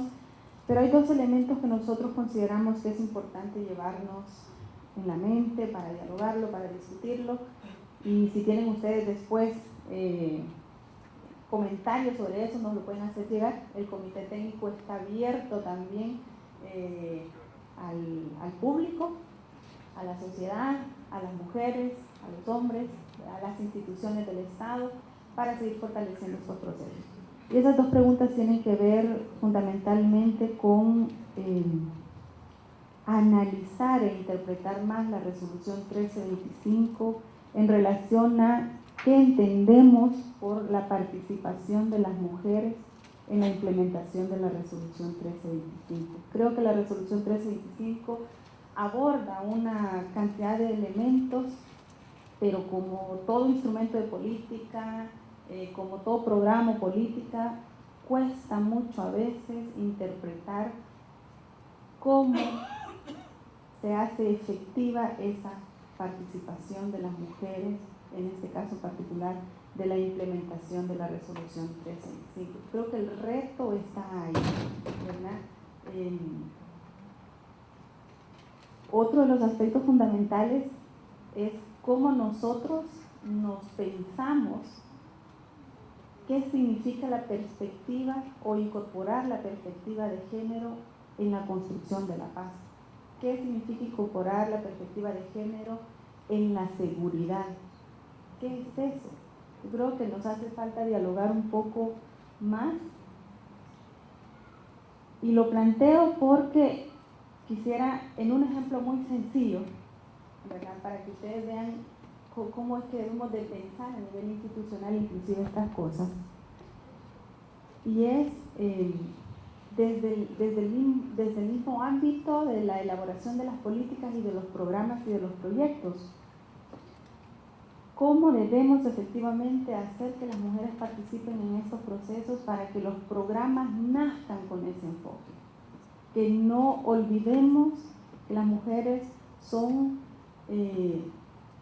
un asunto que debe de diferenciarse por sus condiciones mismas en la implementación de esas políticas.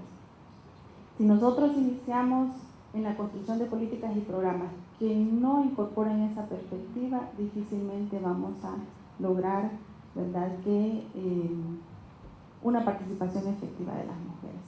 Entonces yo nada más dejo eso. Quisiera, si alguien tiene alguna pregunta o algún comentario sobre lo que las ponentes han expuesto u otro que quisieran compartir, pues bienvenidos sean. Y si no, pues dejamos igualmente las puertas abiertas del comité técnico. Estamos ahí, pueden buscarnos aquí en Cancillería, en la Dirección de Desarrollo Social Integral. Ahí podemos conversar más al respecto y la idea es que vayamos sumando, que nos apoyen en la implementación, en la divulgación misma de esta resolución. Y bueno, nada más eso. No sé si las ponentes quisieran. Uno. Buenos días. Hola, buenos días. Buenos días. Hola. 1, 2. Hola, buenos días. Muchísimas gracias a las ponentes por su interesante exposición acerca del trabajo en la resolución 1325. Quisiera aportar un poco a lo que conozco desde mi experiencia con el trabajo de Yanira, y es apuntar sobre lo difícil que es el trabajo de memoria histórica con las mujeres sobrevivientes de la masacre de Mozote y sitios aledaños, porque es un trabajo en contra del tiempo. Muchas de estas mujeres con las que comenzamos a trabajar en el 2013, lastimosamente han fallecido, porque la mayoría de ellas, su condición de salud ha sido tan deteriorada por todo lo que ellas vivieron, que lastimosamente muchas de las que nos dieron los testimonios en el 2013, cuando ese proyecto inició, no ven lo que se ha trabajado hasta este momento en el Mozote. Entonces, me parece súper importante la alianza institucional. Y luego quisiera apuntar sobre la exposición itinerante de las luciérnagas, que también fue una experiencia sumamente interesante, que yo tuve la oportunidad de acompañar desde el Museo Nacional de Antropología, y fue bastante interesante el tener el discurso de las mujeres, el valor que tienen las mujeres en los conflictos armados, que es diferente a la experiencia de los hombres, que tal vez nosotros desde nuestra experiencia logramos entenderlo, logramos valorarlo, pero la gente en el campo no lo entiende igual. Y entonces particularmente yo tuve la oportunidad de llevar los recorridos guiados y hacía la pregunta general a diferentes grupos donde viven las mujeres sobrevivientes, grupos de veteranos de guerra, y les preguntaba por qué las mujeres vivieron de manera diferente el conflicto armado a los hombres. Y en casi ningún lugar, bueno, en ningún lugar, de hecho, ni siquiera con grupos de maestros de Morazán, lograron responder esa pregunta. Entonces, creo que la labor de difusión que podemos llevar a cabo desde nuestras instituciones es bastante primordial, ¿no? Muchísimas gracias. Muchísimas gracias.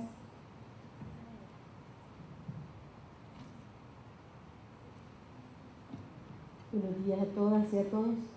Bueno, también quiero comenzar agradeciendo las participaciones de los 4 expositores, el expositor y las expositoras, que estuvieron todas muy buenas, pero agradecer especialmente también a Yanira porque, por ejemplo, a pesar de que uno conoce sobre la resolución, uno conoce como cosas muy generales y suele haber esa tendencia, no sé si es un sesgo, no sé si es por desconocimiento, por desinformación, que uno al estarlo asociando al conflicto armado y estar ya viviendo el país en una etapa de posguerra, uno tiende casi mecánicamente como a decir, bueno, es como en otro marco, ¿verdad?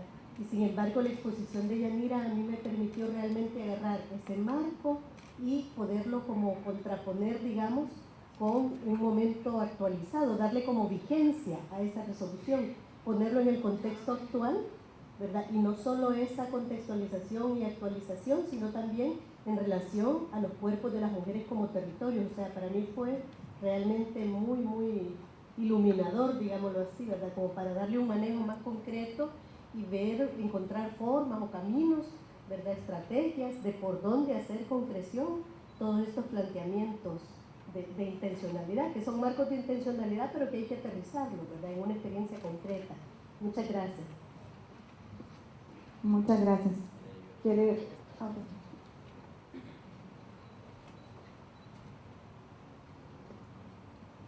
Muy buenos días, mi nombre es Natalie García, soy del Ministerio de la Defensa y estoy en el área de unidad de género. A mí me nace una curiosidad, o más bien quisiera compartir con ustedes tal vez parte de la experiencia de lo que yo vivo día a día. Tengo una niña, soy madre, y me nace quizás en sí cómo se puede implementar algún plan o trabajo en colegios, instituciones como escuelas, con los niños, para que se puedan implementar los derechos hacia las niñas, porque prácticamente toda esta cultura nueva que está reorganizando el país, El Salvador, se debe de empezar por los niños, por el respeto que los niños deben de llevar hacia las niñas y los ámbitos que se pueden en la sociedad revisar entre todas las criaturas que están inscritas en el Ministerio de Educación como estudiantes, que se pueda hacer análisis a estos niños en las situaciones que viven en sus hogares, tomando en cuenta lo que es la violencia contra los niños, violaciones a las niñas, y revisar las áreas en donde estos niños se están desempeñando en sus estudios, porque se han dado casos que de repente cuando inicia el año escolar lo que más desaparece son niños, secuestran niños, el tráfico de droga principalmente se está llevando a cabo con niños, y cómo es que como instituciones podrán implementar planes para evaluar a estas criaturas, a estos niños que están en instituciones, colegios y escuelas. Muchas gracias. Licenciada, creo que quería hacer una intervención. Bueno, quizás, no, ahora sí. Quizás es importante varias cosas. Uno, para quienes, como la compañera que estuvo acompañando los procesos itinerantes, y para quienes hemos trabajado inclusive el proceso, la 1325 es un elemento importante. Ese tema, y las que son terapeutas lo saben, la construcción de la geografía del cuerpo. Las mujeres que han pasado por conflictos como estos lo transpiran y lo viven a través de sus cuerpos. Entonces, estos procesos que hemos llevado es una combinación de varias cosas. Es un tema que tiene que ver con lo que tú dices, cómo las empoderamos y cómo las construimos. Un tema que ha sido importante en este proceso, inclusive, son las terapias alternativas, para que las mujeres vayan reconociéndose y reconociéndose como propietarias inclusive de sus propios cuerpos. Pero tan expropiadas en el conflicto que todavía les cuesta identificar. Trabajamos linajes y trabajamos la genealogía, y justamente por esa construcción de la identidad que la perdieron mucho, ¿verdad? En estos lugares de memoria histórica, donde se está construyendo memoria histórica, las mujeres tienen que tener esa sensación, inclusive todo el tema de terapias de olores, sabores, es parte de ese proceso de reconstrucción de memoria histórica. O sea, no es solo lo que cuento, sino cómo lo viví, cómo lo sentí. Todo eso pasa. Es lo mismo que pasa en las zonas de alto riesgo de violencia social ahorita. Ustedes hablan con las mujeres y cuando no logran identificarse con su propia identidad, es que hay un tema de expropiación. O sea, este cuerpo sirve para proteger a otros, este cuerpo sirve para que a mí me ataque este cuerpo, pero hay una expropiación de los cuerpos. Entonces, lo que nos ha pasado en el Mozote ha sido una lección, yo creo que para el Ministerio de Cultura y para nosotras, porque entonces encontramos otro tipo de procesos terapéuticos, pero también de recopilación, que no es fácil encontrar en personas, por ejemplo, maestros, médicos, enfermeras, psicólogos, que como no lo han pasado y no lo han estudiado, difícilmente lo logran ver. Entonces, ¿qué nos da la resolución? Porque la sentencia te dice cosas concretas que tenés que hacer, pero la resolución te genera una introspección de reconstrucción de una sociedad diferente. Y por lo tanto, primero tenés que conocer lo que pasó por tu cuerpo, tus heridas, tu vivencia, para poder establecer la otra parte, que es toda la relación social con el otro. Porque lo que hemos pasado, y que es lo que pasó con comadres y otras, es que lograron hacer una relación social entre grupos, pero se desconectaron con sus propios cuerpos. Desde el feminismo esa parte es importante para poder empoderar, porque empoderamos muchas veces colectivamente a grupos de mujeres, pero las expropiamos de sus cuerpos. Entonces, lo que ella dice, es difícil trabajar en la memoria cuando la memoria está ausente, no solo porque se enfermaron, sino para que recuerden, pasa por una serie de herramientas que requieren que empiecen a contar, que empiecen a sentir. Por eso inclusive es simbólico hablar de la memoria de las luciérnagas, porque empieza con un relato todo el tiempo en oscuras, aunque fuese de día. Dice, lo único que nos iluminaba eran las luciérnagas, por eso ese imaginario era un imaginario de mucha oscuridad en su vida. Y uno trasciende a una mujer de un barrio pobre aquí, víctima de violencia, en los procesos terapéuticos te pasa lo mismo. Entonces, ¿cómo reconstruir? Esa es la gran ventaja de la 1325, que además te posiciona un tema de violencia sexual que expropia totalmente. Y obviamente la resolución tiene todo el enfoque de género que se requiere. Ahora, ¿cómo las instituciones aplican eso? Esa es la gran ventaja. Claro, nosotras hablamos, por ejemplo, con mujeres que trabajan en unidades de salud en Chalatenango, tienen una formación, inclusive hay algunas combatientes que ya son enfermeras o médicas, inclusive en el caso del Mozote, hay una psicóloga que está dando hace trabajo terapéutico, que ella fue desplazada y víctima de violencia sexual, inclusive ha escrito un libro.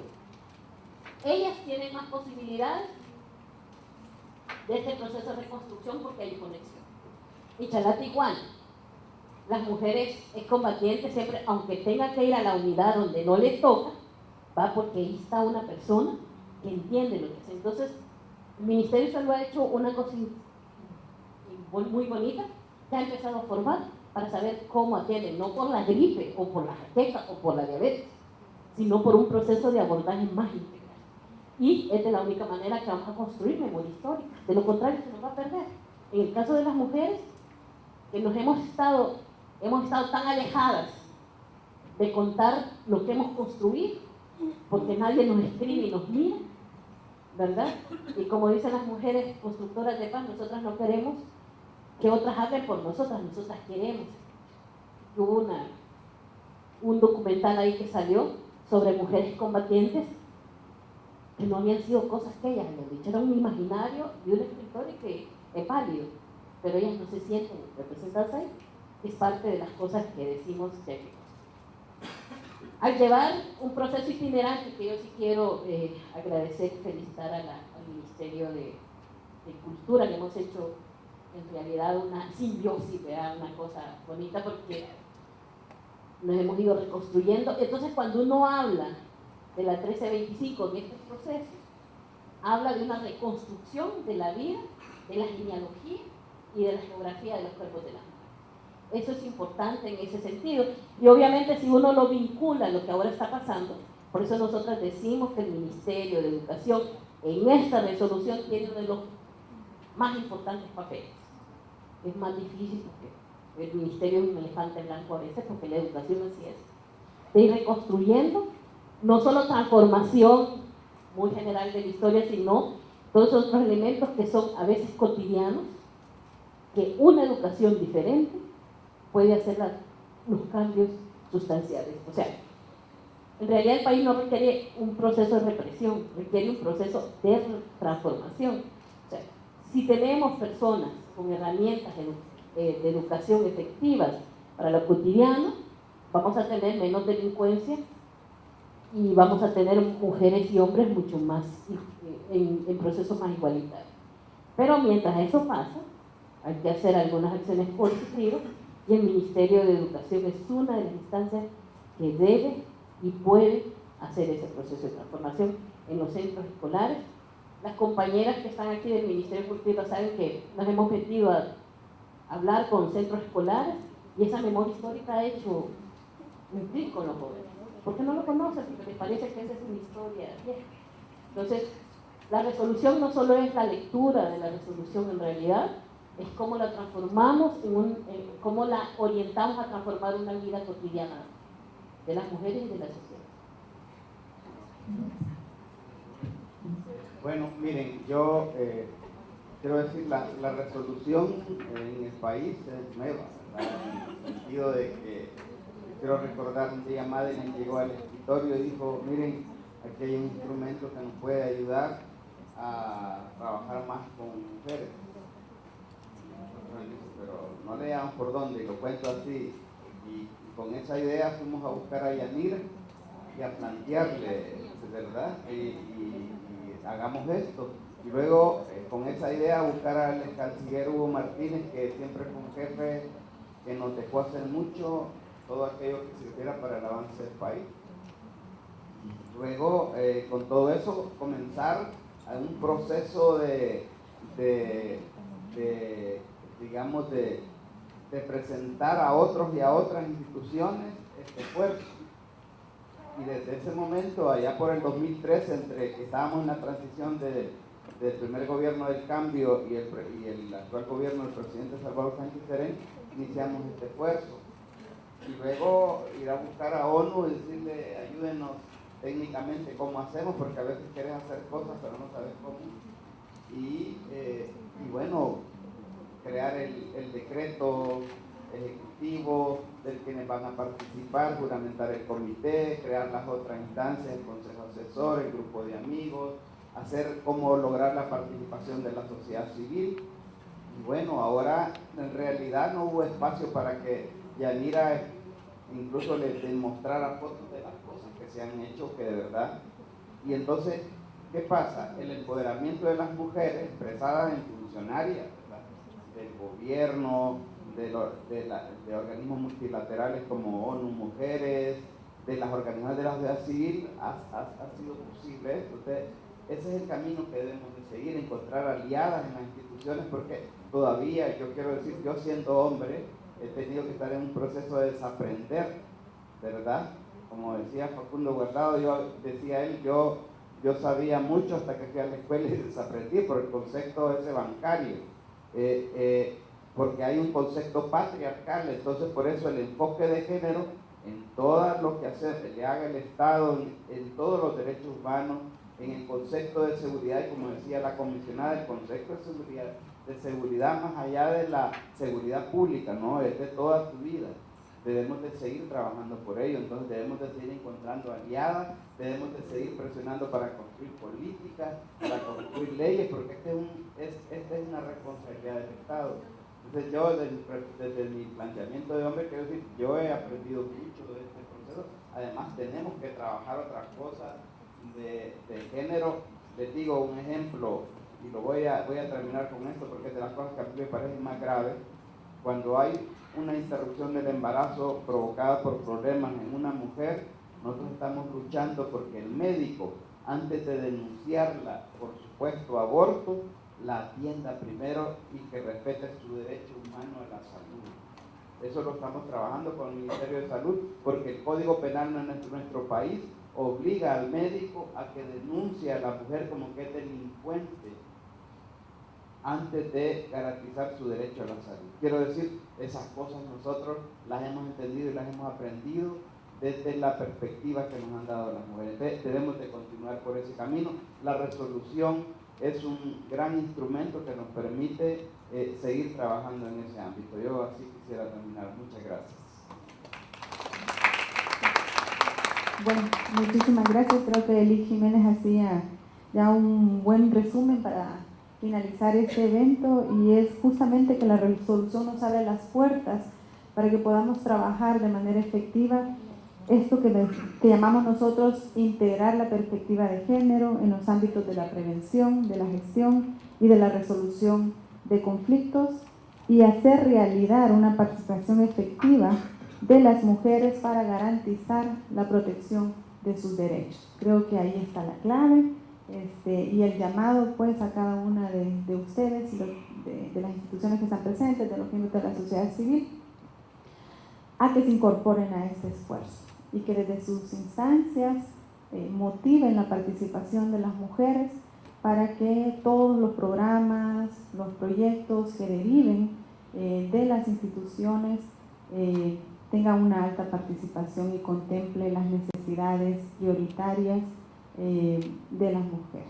Así es que yo cierro así, ¿verdad?, agradeciéndoles por haber atendido nuestro llamado, y les repito, la Dirección de Desarrollo Social Integral está abierta, ¿verdad?, como parte coordinador del comité técnico, para que ustedes puedan acercarse y seguir dialogando sobre esta temática. Muchísimas gracias a las ponentes, al licenciado Lic Jiménez por sus ponencias, y buen retorno.